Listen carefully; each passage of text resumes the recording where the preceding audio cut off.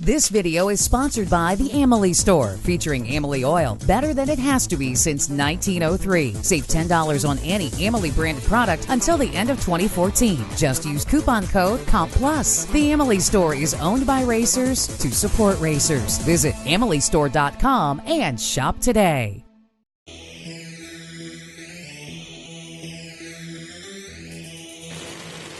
To go through it, I mean, honestly, it really, when I left, I felt like I left good, and it didn't wash much, so I didn't have to make an early correction, which is pretty big in these cars when you're getting out there, especially with this wind. We've been fighting this wind all day long. I mean, whether you realize it or not, even though our cars make 3,000 pounds of downforce, when you come out of that grandstand out there, it really shoves you around.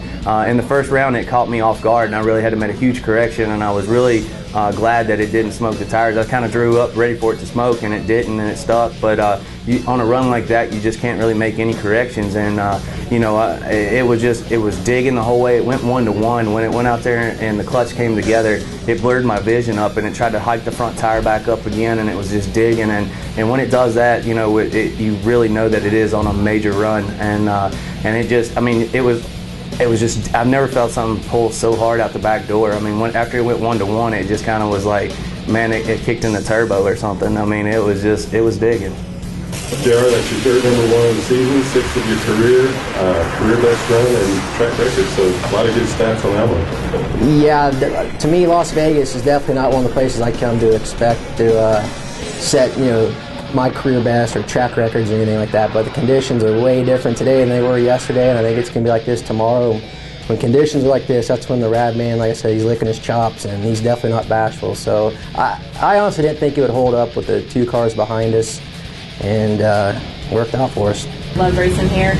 Got a really good hot rod. I mean, it was encouraging going into that fourth session because we hadn't laid down a really great run yet. So my crew chief said we were going after it, and we sure did. I mean, it looked really nice on the graph when we got back to the trailer, and to go out there and run a 57, set the track record, and be a whole 200s ahead of the next closest guy. I think it says a lot about our team. I was looking at stats. I couldn't believe that was your first #1 of the season, and you're leading the points.